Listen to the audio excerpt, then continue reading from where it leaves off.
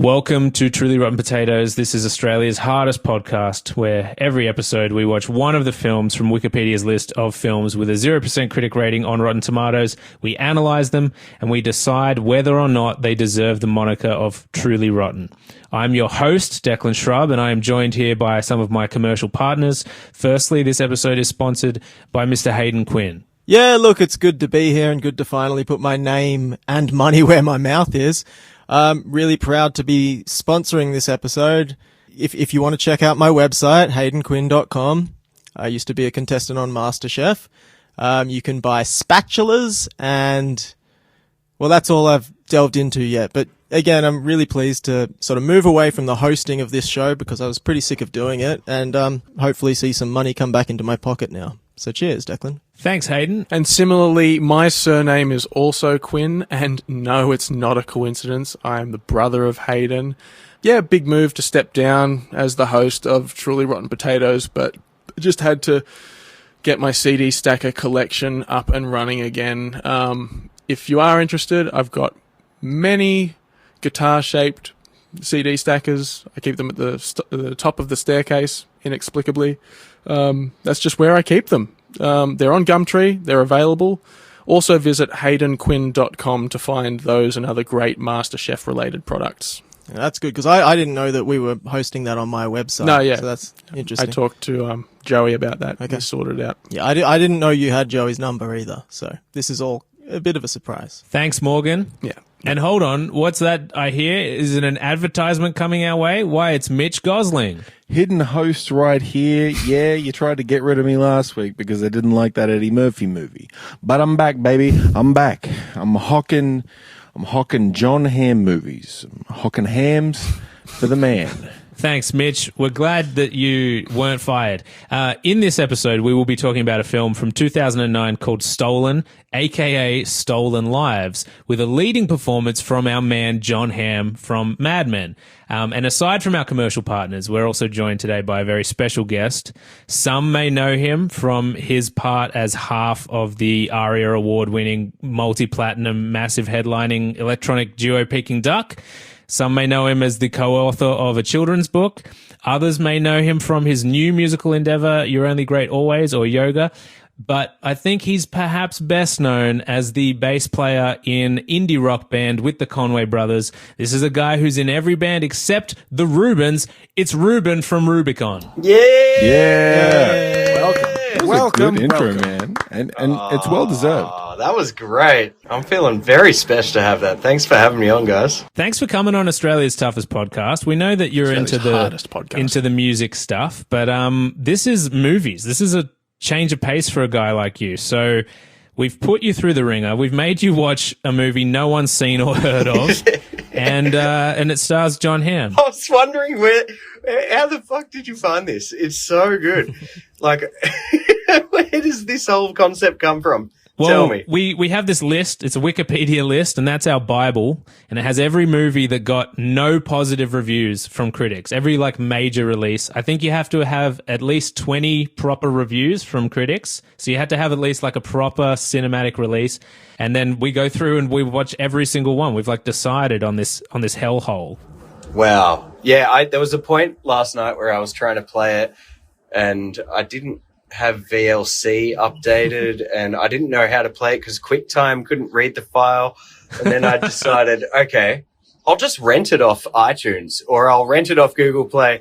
No. This movie doesn't even exist to rent. You can't buy it even if you try. This movie seemingly doesn't exist anywhere, and somehow you guys have a download of it. That in itself just made me so excited. Yeah. So this is a fortunate movie for us because it's fairly recent. It's in the age that movies are watchable. Nothing before 1990 is a watchable movie. We all know that. It's in the age where movies don't disappear. Yeah, that's right. And fortunately, it's a tight 90 minutes because some of the movies we watch are over 2 hours. No. I can do 90 minutes standing on my head nowadays, especially with a VLC and maybe a 1.5 times speed if I really have to. How did you watch this movie? What was the situation that you found yourself watching this movie? I was in hotel quarantine, and I still am, and I was trying to put it on last night so that I could watch it with my partner. Lucky I'm sharing my quarantine space with someone. I'd be in a much darker mood right now otherwise. But it was really hard to get it just going, even though I had the downloaded file ready in front of me. So I brought my sort of speakers and whole system with me. I've got a full studio pretty much up here.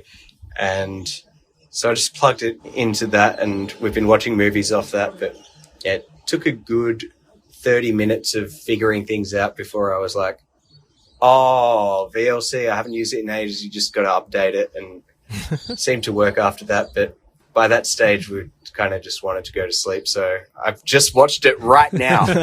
So it's fresh in your mind. That's good to hear. Just without giving anything away, anything in the plot away, initial impressions, like did it engage you? Were you in and out?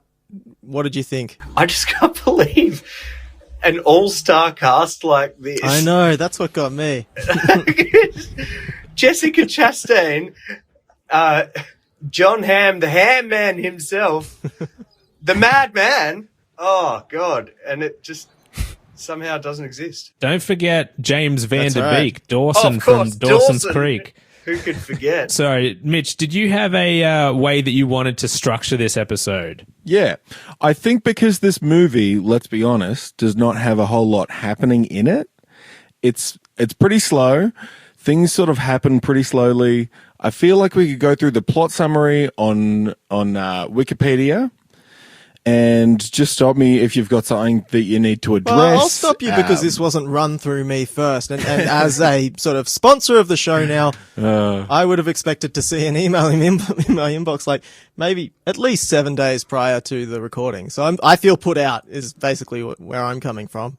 But go ahead. No, it's a good idea, Mitch. Go for it. Go on. Before I need to stop you as well. You said there's not much going on. This is action-packed. This is one of the greatest films I've ever seen, and you're already dissing it, so let's see how you go. Just like last week. Well, what I'll say is the Wikipedia summary is possibly one of the best written Wikipedia summaries I've ever seen of a film. You want a refresher before you do something like this. You want to remember all the details, and instead you get something filtered through the mind of a stranger. And maybe that pulled a bit of focus. Because, as you mentioned, Reuben, it is an action-packed thrill ride. A lot happens, I guess.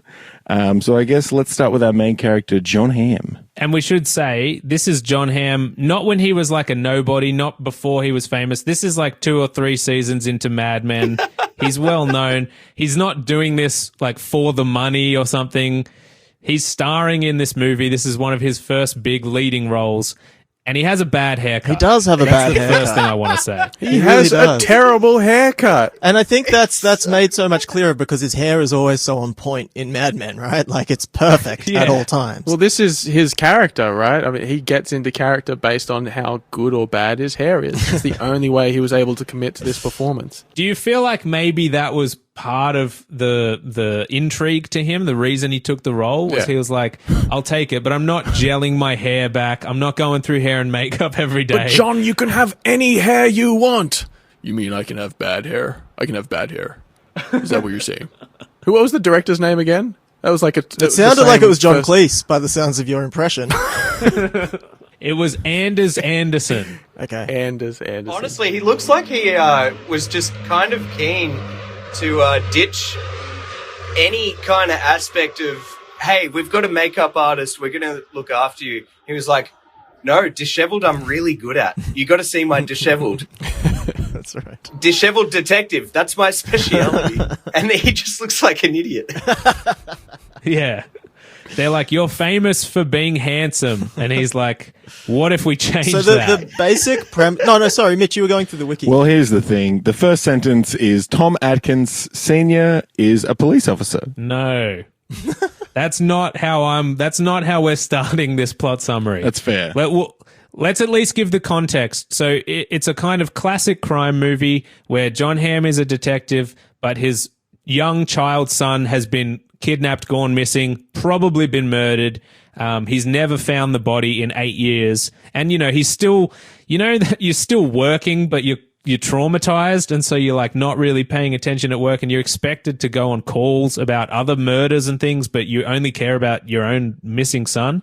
It's one of those movies, but we're also flashing back to like the 50s over and over again, and it's like a dual narrative that may or may not connect. Yeah, I would have loved it if they were like, if the two narratives were not connected in any way and they just ended. It's like, well, that was a weird movie. Did anyone get the feeling that it was, you thought that the boy in the earlier one was him? Yeah, absolutely. Yes. I'll be So perfectly long. honest. I didn't finish the movie, and so I still think that. I had 15, 20 minutes left. Yeah. And so, but look, I don't want to talk too much about what they were trying to do with that boy's character, whether or not he's like meant to have some sort of mental disability or intellectual disability, but that didn't fit with John Hamm's character, unless he somehow just overcame that. No, one of the other boys. Yeah, well, see, that was me as well. Like, Right, the first yeah. 20 minutes, I'm like, oh, that boy is Tommy, which is the main character, I think, right?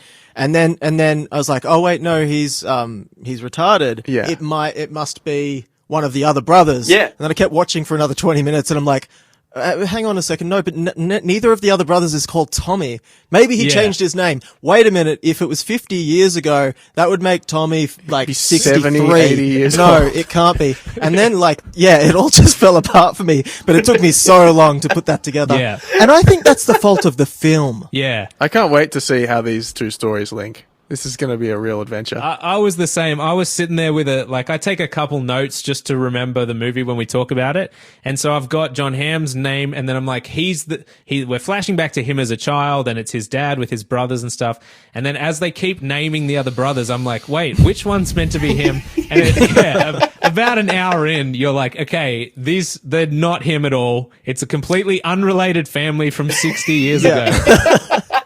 And that's, I guess the thing is that like typically when you're in present day and the first time you flash back to something, you're like, well, clearly we're flashing back to the main protagonist's story. Yes. But it's just kind of odd. They needed a better way of signaling that, by the way, here's a story of someone else. Yeah, it's like... Well, it's kind of like groundbreaking directing. Like Tarantino Yes. doesn't follow the rules. You are allowed to rewrite history if you like, and no one's going to complain if you become famous for doing that. So if this guy, the director, he can now do that in any movie. He can go back to a flashback if someone like closes their eyes and it flashes back. It no longer has to be anything to do with that guy's memory. That's right. Absolutely, that's Reuben. how Absolutely. This guy makes movies. This movie is very Tarantino-esque. It is next bang level. on the money. There's something about, as an audience member, you're watching this story and you're kind of into one part of it. You're like, oh, I hope John Hamm finds his son. Then you go to this 60 years ago and you're like, I guess I hope this guy finds a job. And you get into that for like 30 minutes and then you go back to John Hamm and you're like, who am I meant to be following here? yeah. Like, I don't have enough sympathy in a bad movie to be with two different characters. That's right. And I think the main character kind of slowly fused over to the guy from the 50s. Like, Yeah, when someone said the main character was John Hamm, sorry to cut you off, but I was like, no, was it? Like, yeah, exactly. Because I think the other guy got to do so much more and he acted it so much better. I mean, not that John Hamm's a bad actor, but he didn't really have much to do in this film, right? Yeah. Yeah, the other guy was the lead, in my opinion. Right, agreed. Yeah. Josh Lucas plays the other lead and yeah, he would be probably gets more screen time, more lines, more dynamic scenes, more emotion. Acts really well, to be honest. Yeah. Do you reckon John Hamm was sitting there like, well, I want the lead role, but that look like I want top billing, but that is a juicy role. But no, you know what it was? He's like, I'm not being in the 60s again. I'm not playing another. I want a 100%. modern day Yeah, character. yeah. That's what it was. He broke the Absolutely. mold. Put me in the future, Doc. Yeah. So Josh Lucas, who I think he's best known for Sweet Home Alabama, Red Dog, but he was also in another movie, which he was the main villain in, I think, which is called Stolen. Oh my god. Fuck off. That's wild. Stars Nicolas Cage. Oh, wow. It came out 3 years later. Oh. That was the only Stolen that was available, by the way, for me to rent online. You're like, oh yeah, same guy. And so I did rent it. and it was not the right movie. Oh, but it was another Josh Lucas movie, and you're like, this is pretty good too. Perfect. I'm wondering if, like, maybe, like, his agent accidentally signed off on Stolen twice. And like, didn't I fucking sign this one? All right, yeah, sure, he's committed. He's like, oh, they're reshooting that bad movie? I'll do it again. Yeah, so we start with, the movie starts with John Hamm. He's with his kid in some diner. He says, hey kid, stay there, I'm going to the bathroom. Comes back out, his kid's gone, runs outside. Where the fuck's my kid? Oh my god.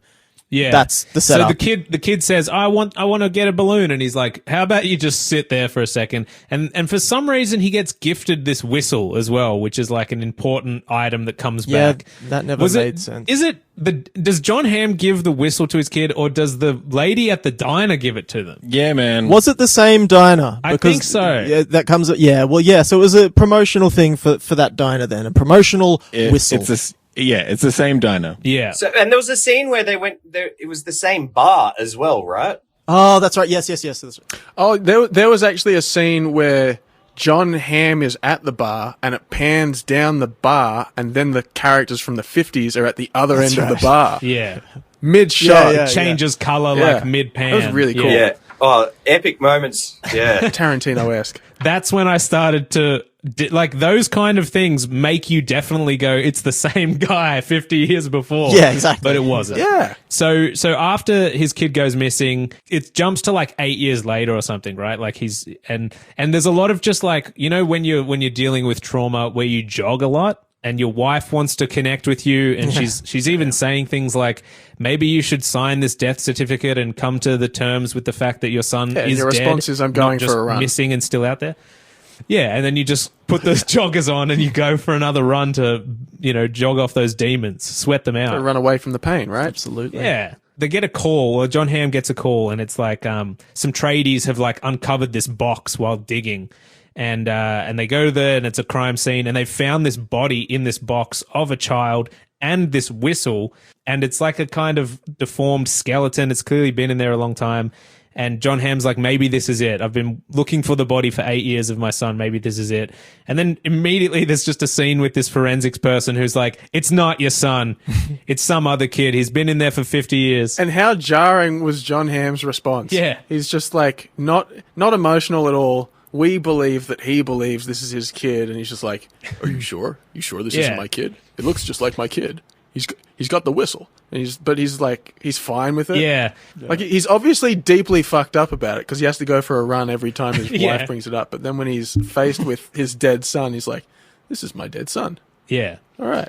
And so, like, you know, we're still going, oh, maybe she's wrong. But then she pulls out the science and she's like, no, this kid's been in there for over 50 years. He's even got a coin in his pocket from 1958. He also has like a brain deformity, which your kid didn't have. So it's definitely a different kid. And John Hamm's reaction should basically be to like, does anyone have my joggers? I mean, do you need to be an expert in forensics to recognize that kid's been underground for more than 8 years? Like, he looked mummified. I mean, she was a forensic expert because they did a remodel of the kid, and she knew how long his hair was.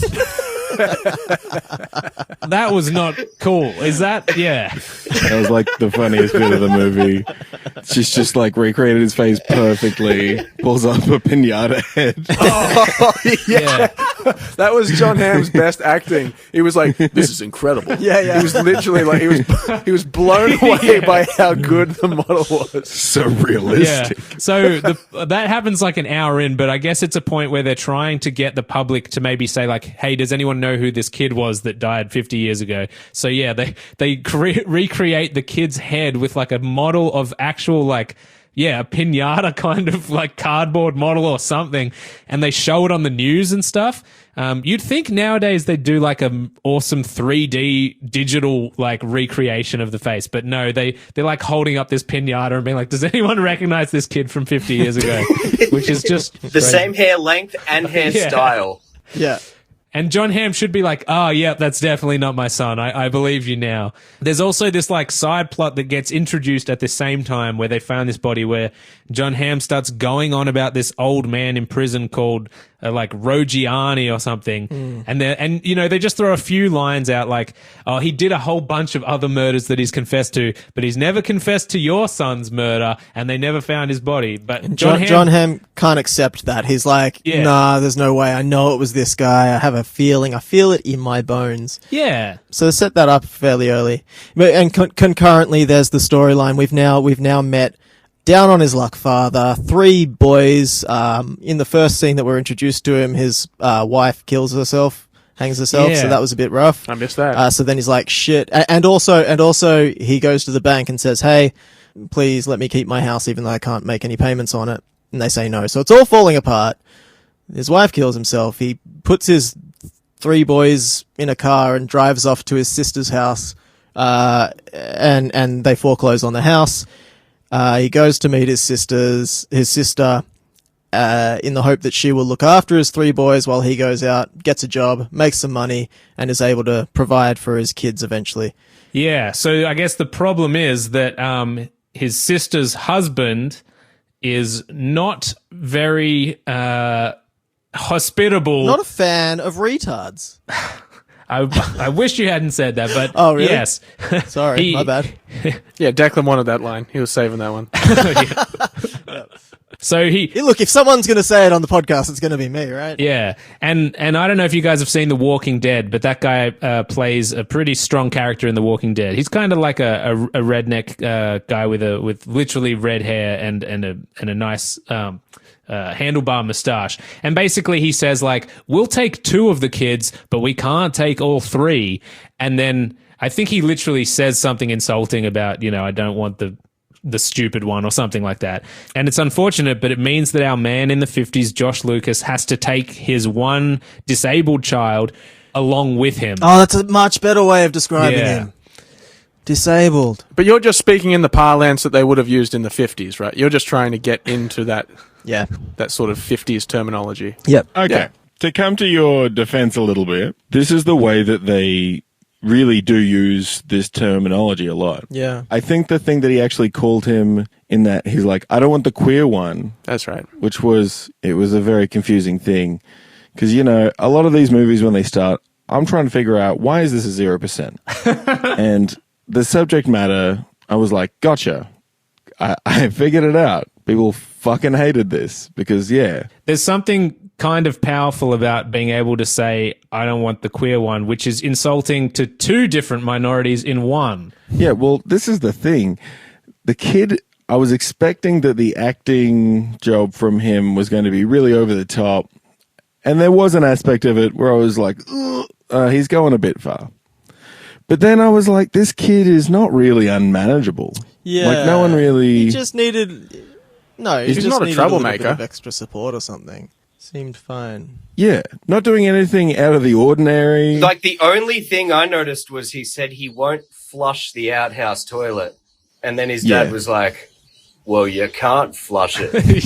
Yeah, that's right. It's like, that's the moment where you realize he's retarded. Like, like that he doesn't get it. It took me a few times of them saying that he was a bit special for it to click for me. I'm like, why do they keep referring to that kid as like needing extra help and stuff? Because he seemed relatively able-minded. It's just weird because they're like, we'll take the other 2 boys, but we can't take that other one because he's like, I mean, they all sleep in the same bed. It's very manageable.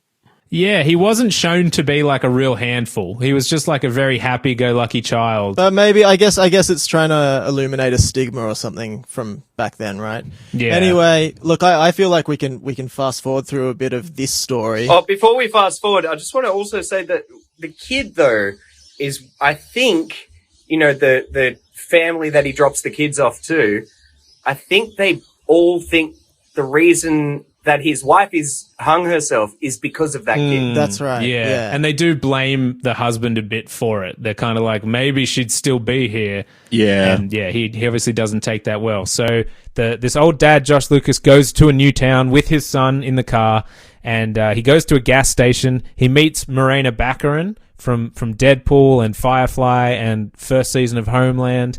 And she's like the pretty lady that works at the gas station, and he's just talking to her. It's friendly, but then her crazy husband comes in and is like, "Don't talk to her." Well, she's hanging up washing. Yeah.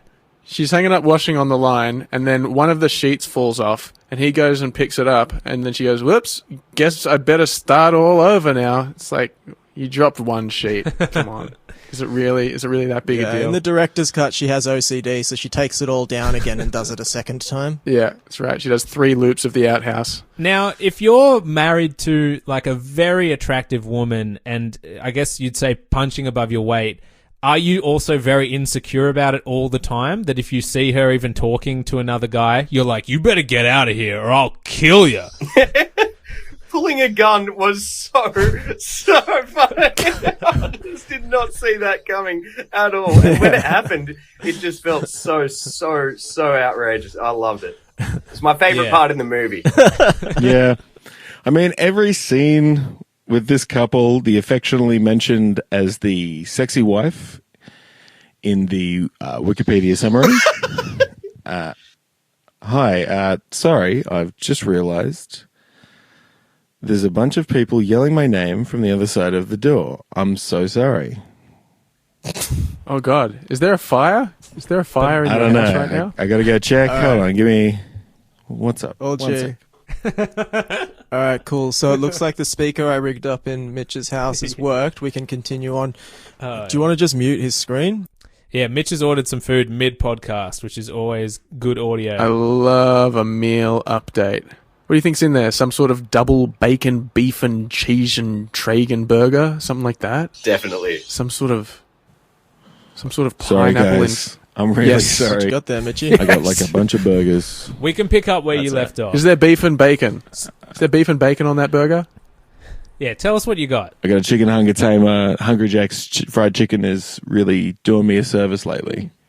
It was meant to come a long time ago, so I'm very sorry, guys. We love a mid-show sponsor. It's very good stuff. Menulog want to come in. Snoop Dogg wants to come on the No, show. you got to say it's from DoorDash. Apparently they give out a lot of podcast sponsorships. Shout-outs to DoorDash, the place that brings you food. You can eat it mid-podcast. Yeah, shout Can we out get to a DoorDash DoorDash. sponsor? Thanks for I'll take interrupting our anything. fucking podcast, DoorDash. I'm sorry. Where was I? What was I talking about? It really doesn't matter because it was boring. All right. But I think it was going to fair. be my turn to talk again soon. No, you said that the Wikipedia article was describing the woman as something. As sexy woman As a number 3. sexy woman number 3, yeah. Sexy wife. Yes, Morena Baccarin plays the sexy wife, and the other guy is listed as stupid husband. Oh, wow. Matthew goes to sexy wife's home and threatens stupid husband. Why is this in the... They have names. Yeah. That's I know. odd. It's amazing. I loved reading through it for bits like, suddenly the sexy wife appears and Matthew lost sight of his son at the bar's backyard. The sexy wife and Matthew are about to have a sexual relationship. When Matthew returns to the bar, his fun is somehow spoiled. He cannot find John anywhere. So this is the problem, isn't it? Wikipedia can be edited by anyone, right? And if you have a lot of people see a movie, they can really get into the details. Because this movie's impossible to find, there's one guy just doing it from memory, and he's like the sexy wife and the angry husband. And Morena Baccarin, again, was not... She had already done Firefly. She'd just come off Homeland to do this movie. She wasn't like a nobody, so you'd hope she was signing on for a better role than just like sexy wife. Yeah, exactly. So what happens? He gets in trouble with the wife's husband. He runs away. He goes to a hairdresser to ask for directions and a place to sleep and if there's any jobs. He gets told like, oh yeah, you can go talk to this guy I know who's a laborer kind of thing and he might be able to give you a job. But while he's talking to this hairdresser, a creepy, almost Zodiac-like shadowy figure comes up to his son in the car and like jingles a little toy in front of the son. And we're thinking, oh God, whoever this guy is, he's going to kidnap the son. And then the dad comes back and he's like, oh my God, my son's not in the car. Oh, he's just there. He's just like standing on the street looking at shops or something. Yeah, that was creepy. So it's a little fake out, but we know that there's some danger. We know that even in the 50s, stranger danger existed. I don't know what happens with the John Hamm storyline after this point, because that's when that other story Yeah, is... what's happening present day? Yeah, because the 50s story just takes off then. He goes to his job interview, his big job interview, where the only questions asked are you Christian and do you have a son? And that's enough. Isn't that the good old days? Yeah. Just rocking up and being like, I've got a family and I'm Christian. All right, go talk to that guy over there. Start lifting bricks. Yeah. In the meantime, John Hamm is like sporadically investigating. He'll like, I don't know, look around with a magnifying glass or something, and then it goes back to the 50s, and you're like, well, I kind of care about what's happening in the 50s now. I want to see where this goes. Yes. So John Hamm gets a job with Bill Burns, as a labourer, and there's two other guys that work there. There's a young, handsome James Van Der Beek, and there's also the guy from Mindhunter who isn't the king in Hamilton, and he's an actor called Holt McCallany, who's just kind of like a good, tough-looking guy. And he gets a job, but of course they're like, you can't bring your son on the job site. It's not Holden Ford. Why is he not the king from Hamilton? Why do you make that distinction? Because in Mindhunter there's two guys, and it's this guy and also the king from Hamilton. I see. Jonathan Groff. It's the Swede. That's right. There are nicknames for everyone on the building site. There's the Swede, there's Christian, there's the Italian. There's Diploma. That's what they keep calling. Diploma. They really hit that hard eye. That's how you know it's the 50s. Yeah. Diploma is the dumbest nickname I've ever heard, by the way. Oh my God. I don't get that at all. Is it because he's the only one who like finished university or something? Never got explained. Did he have a diploma? Did that ever get explained? I think he's a college boy. Oh. Yeah, he's book smart. Was that his only hobby that was important to this movie, that he was book smart? Yeah. Well. He was like the only one who read books. There was something wrong with the boy. Well, I mean, nothing else. Clearly there was something wrong with his books. Spoiler alert, he's a killer. Did anyone at this point not like... Is that true? Is he really the baddie? Yeah, he's the baddie.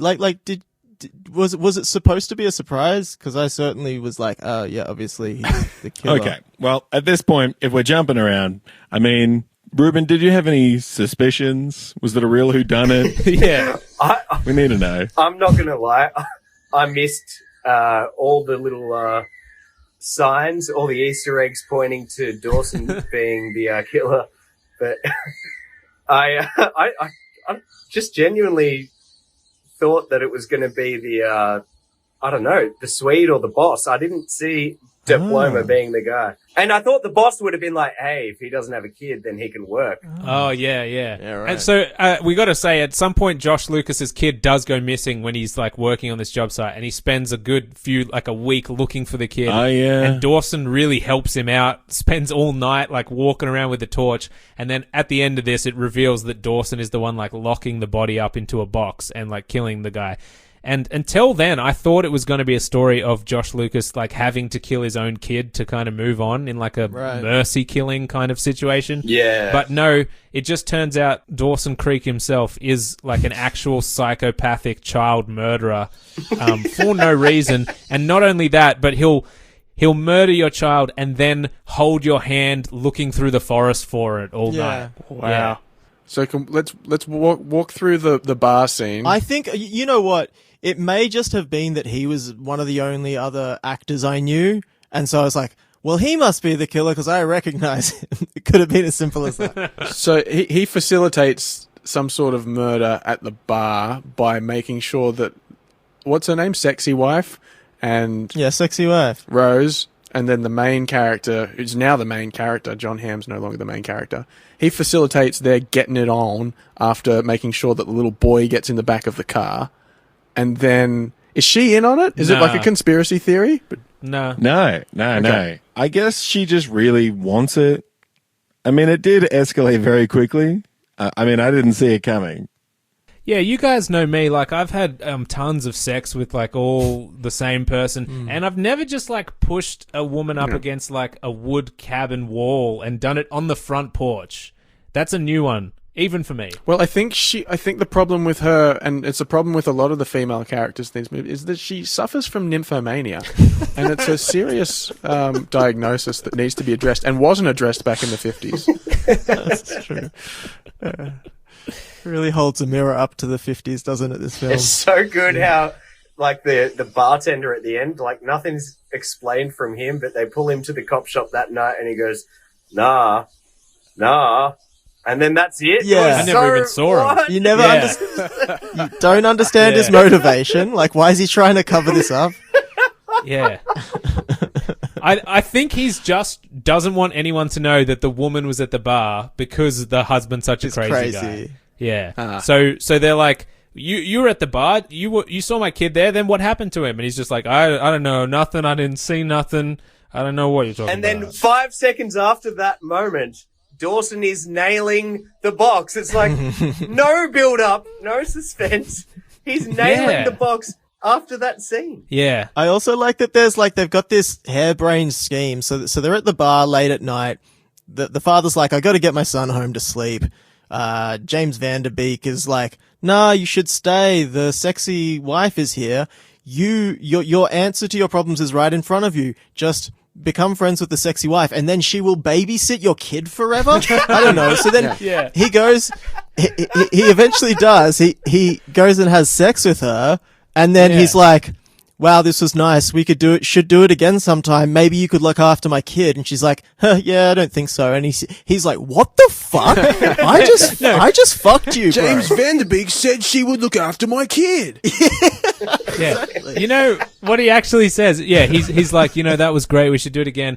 You could look after my kid. She's like, and then he goes like, pulls his pants up and goes, this was a mistake. Bizarre. Maybe that's just the way things were in the 50s. I don't know. Seems odd to me. It's a great adaptation of, problematic 50s. Yeah.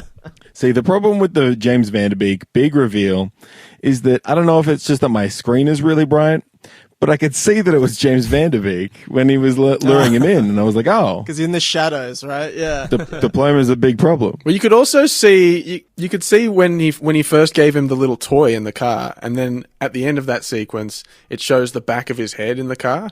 You could sort of tell that was, even though he hadn't gotten the job with him yet, if you go back and look at that, it's clearly him. Maybe it was that, and I read in the credits beforehand that James Van Der Beek was in the movie, so I saw the back of his head and was like, right. I thought there was a funny little plot hole when James Van Der Beek starts pouring cement onto the body, but the body got dug up out of dirt. That's right. Yeah, right. Yeah.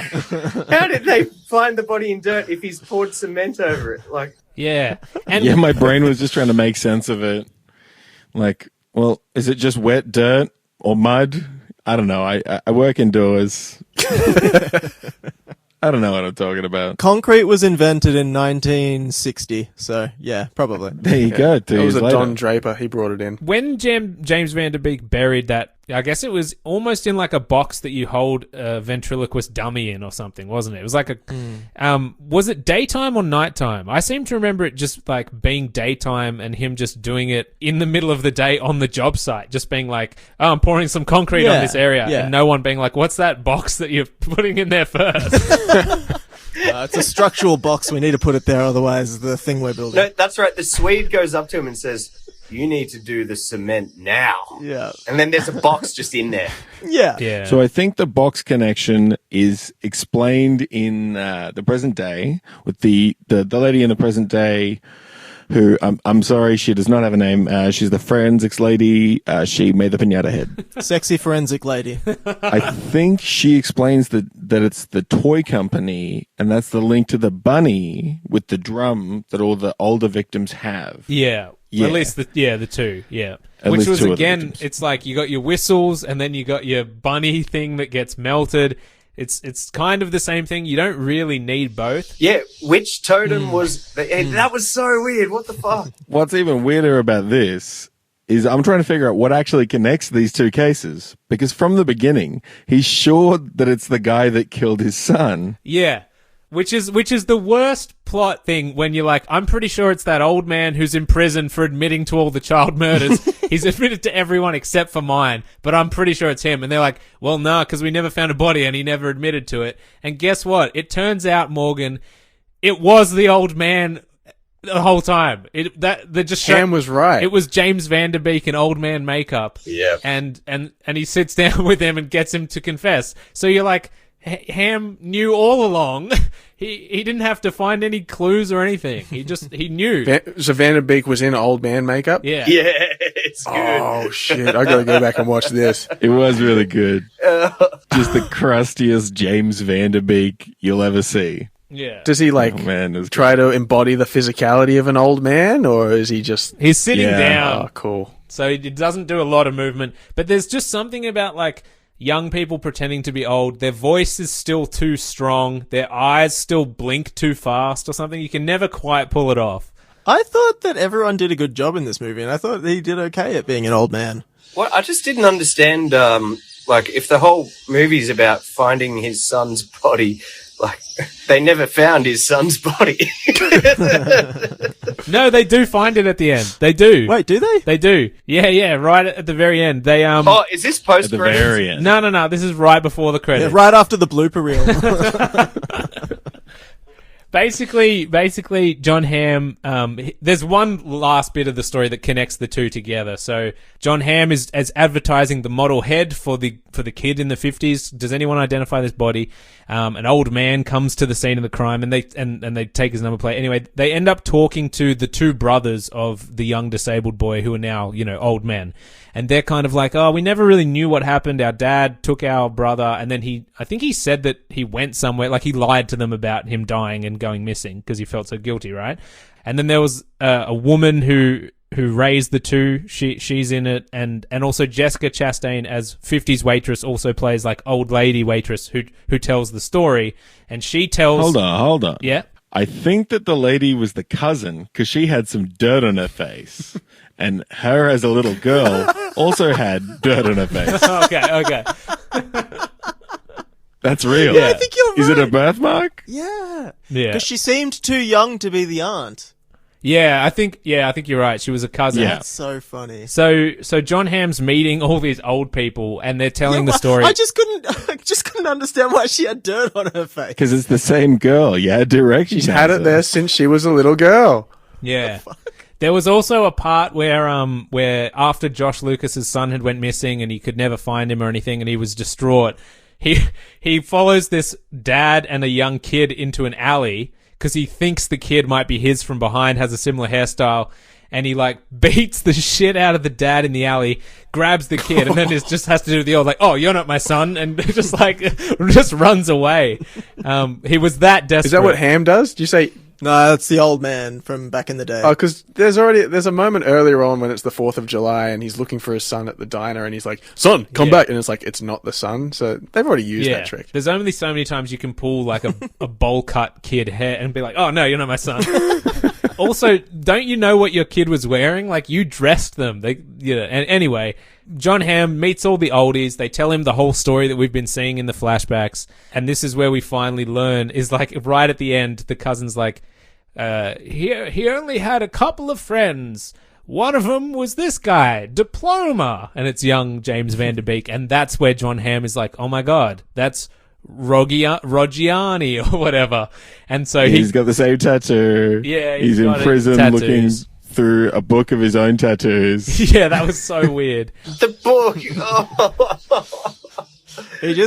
They never show Roggiani old with the tat. They just show the book. What the fuck? Yeah, he's like, "Oh, I got a nice tattoo. I should draw it." And so then John Hamm goes to the old man in prison. It's Van Der Beek in old man makeup.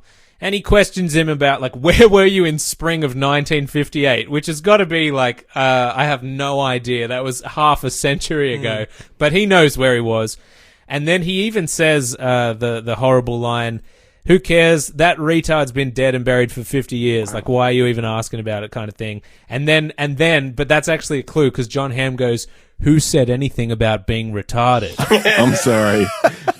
I laughed so And that's the hard. climax of the whole movie. Yeah. He caught him. He got him. Yeah. That was the bit. Trapped in his web. I didn't say he was retarded. 2009 was a weird time. John Hamm just starts brings him into an interrogation room and is doing the kind of like detective thing where he's walking around and asking him questions and he's playing it cool. At that point, he like tips his hand and then he's got him. And then finally he's just like, "Did you enjoy it? Did you enjoy killing these people?" And for some reason he just goes, "I only enjoyed it one time. There was a little boy and he led me to his favorite tree. And underneath the fireworks, I snapped his neck. And we just know that that was John Hamm's son now. And we're like, oh, God, he's just admitting to it. So that's it. Well, here's the thing. That doesn't make any sense because he goes and apparently he's the guy who's dressed as Uncle Sam. But when we see Uncle Sam at the beginning of the movie, he's giving out balloons to a group of children in broad daylight. Yeah. No fireworks. So why is he taking him to see the fireworks underneath the tree in the middle of the fucking day? What also doesn't make sense is how many kids has he killed or murdered or kidnapped up till that point, and he hasn't enjoyed any of it. And then it's like, this is the one, and he really... I agree. Yeah. But also, like, when it's uncovered that he did kill this kid from 50 years back, he said, like, he makes this big speech about, well, actually, I did it for the good of his father. I was, doing him a favor. He needed a job. He needed to make money.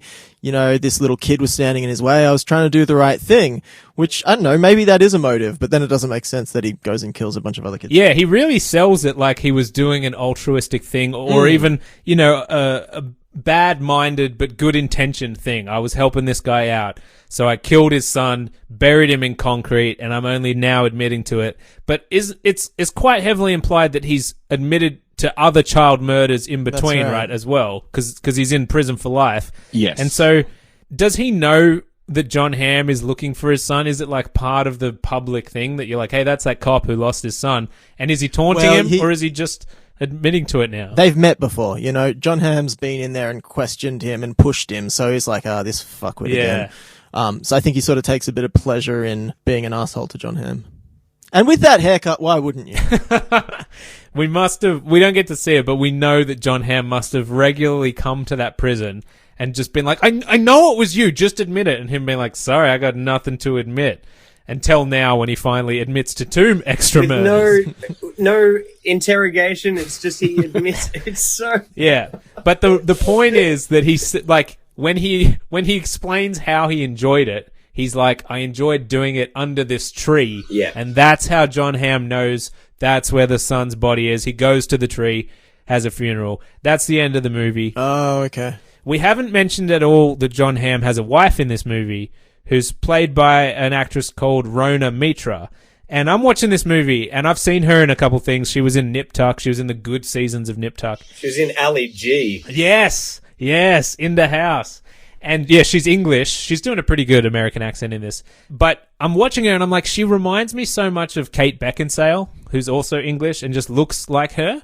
And I'm saying to Alex, doesn't she look like Kate Beckinsale? And I start Googling it. She replaced Kate Beckinsale in Underworld 3, and then Kate Beckinsale came back for Underworld 4 and I think 5. So if you watch the Underworld series, they just have this actress come in for Kate Beckinsale, and then she goes away and Kate Beckinsale comes back. I'm going to cut you off there because as an avid fan of the Underworld franchise, Underworld 3 is Rise of the Lycans, which explains the war between the werewolf and vampire communities. And I guess she plays the ancestor to Kate Beckinsale. Anyway, she gets murdered and, it's fucking sick.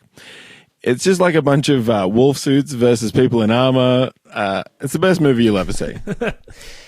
Well, I've got nothing else to say about this movie.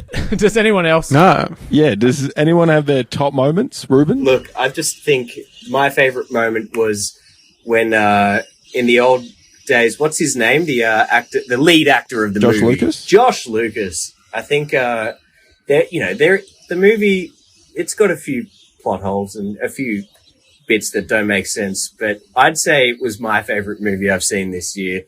And the moment where after he beats up that old dad and then shakes the child and realizes it's not him, he runs off and he runs over to Jessica Chastain, and she fixes him up a sandwich and he says no and doesn't eat it, but then he returns, and there and then that no other actress could be the one that you would return to for no reason whatsoever, unless it were Jessica Chastain herself. For someone with a name as big as hers, she's blossomed a lot in recent years, but like even back then it was like, how did she only get 30 seconds of screen time? Ridiculous. Yeah. You know what? She was going for the role of sexy wife, but she could only book small waitress character.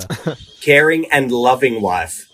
That's right, yeah. Reuben, we also like to give these movies, or potatoes as we like to call them, Yeah. a rating out of 10. What would you rate this? Oh, 10 potatoes, absolutely. 10 potatoes? Wow. 10 That's potatoes. a high rating. It's the first 10 we've ever That had. might be the highest rating. It's the best movie I've seen this year.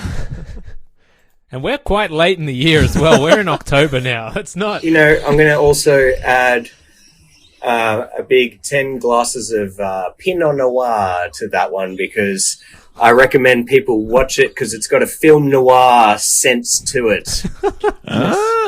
Oh, I guess it kind of does have like a mystery to it, but Well, John Hamm's in it. yeah. John Hamm's in it. And in Mad Men, he sort of wore Trilby hat at points. That's kind of film noir-y.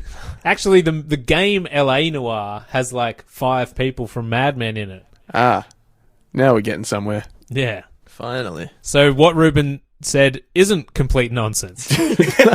We've justified it. It's a great film and I highly recommend. I'll step in with a little ranking then. This is a soft 4 for me. Really, really hard to get through. There's not a whole lot. Soft 4, wasn't that your nickname in high school? Oh, I set him up and he knocks him down. Yes, it was, but I was hoping you wouldn't remember that. What did it mean again? I believe it refers to the length of or how many fingers you have or something. Yeah. Had soft little fingers. I only had 4 of them.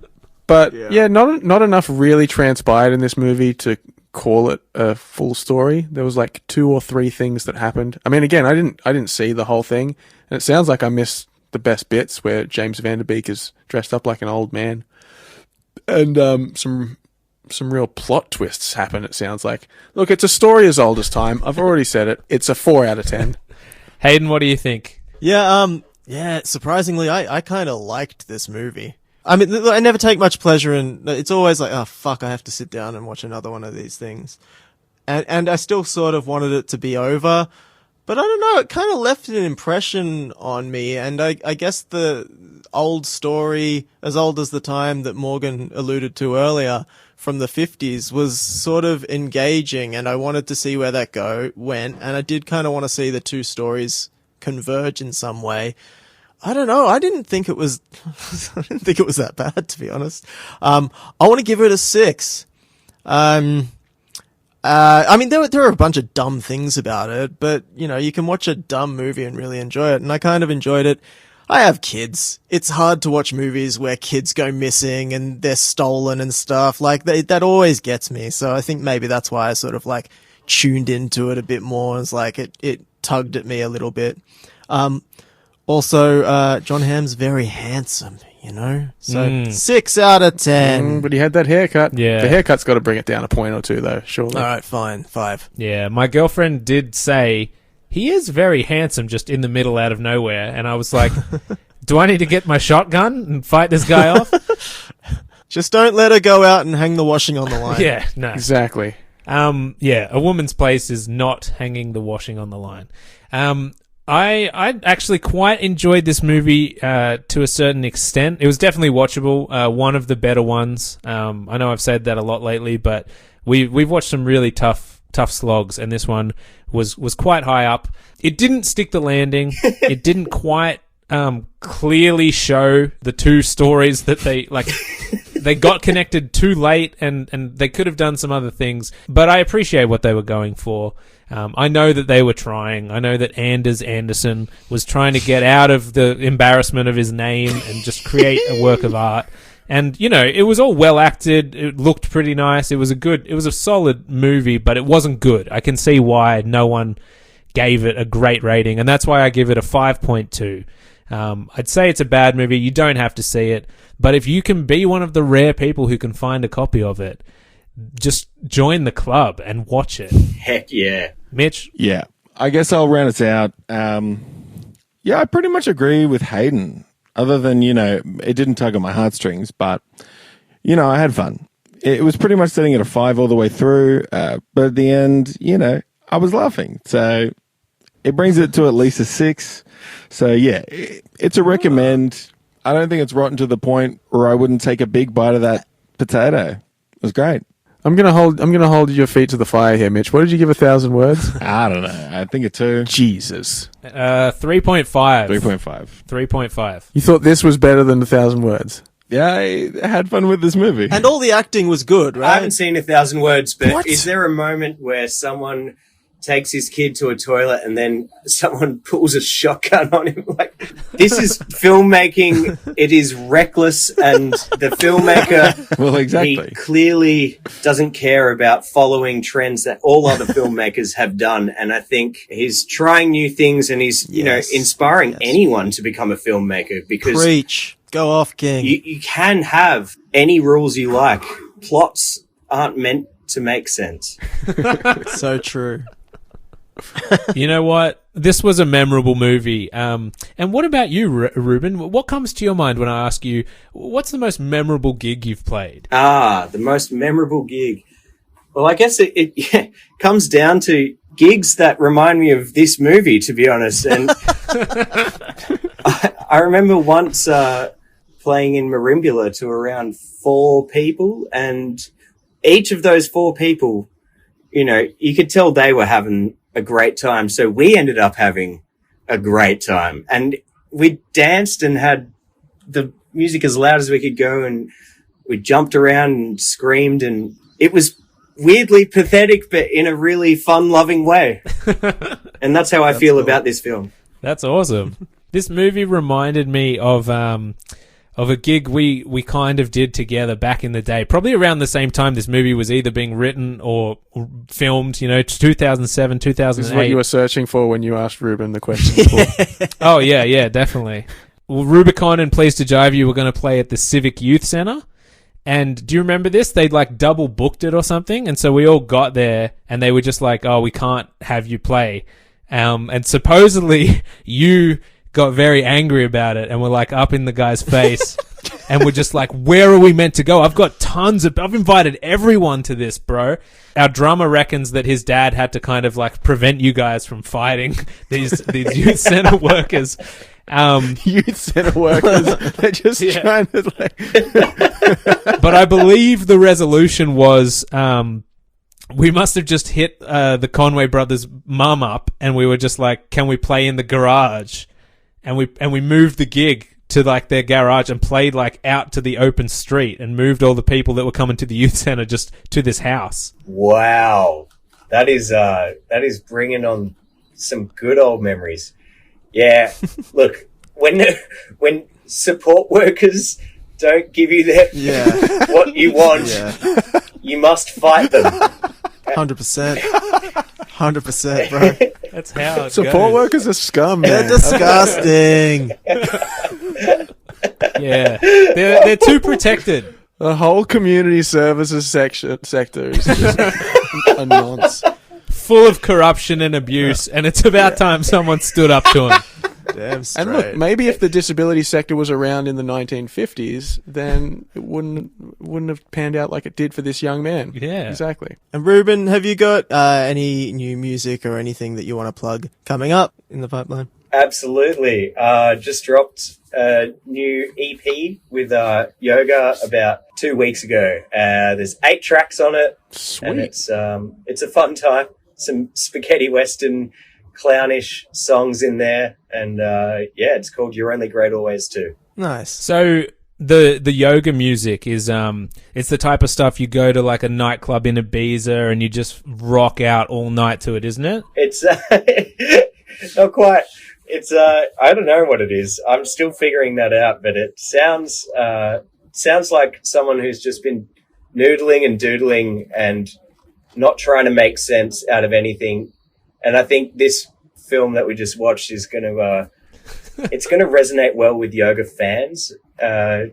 Anyone who's into the music doesn't make much sense, and I think the film they're 2 peas in a pod. And I wish I got to score this film.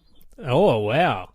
So your yoga music, that you play guitar and do you sing on it as well? It's like a totally different style. It's a lot more melancholy and indie, isn't it? Yeah, totally. I guess I haven't really sung on any duck songs, so yeah, for yoga, it's a fun opportunity to just include my voice as an instrument and just have something where I'm sort of playing everything except for like drums. Obviously, I cannot drum, and Tully Ryan has drummed on every yoga track, and he's a beast. So I'm glad I can work with him. But yeah, I guess it's musically this second EP is, I don't know, it reminds me a lot of the stuff I was listening to when I was growing up in the 90s.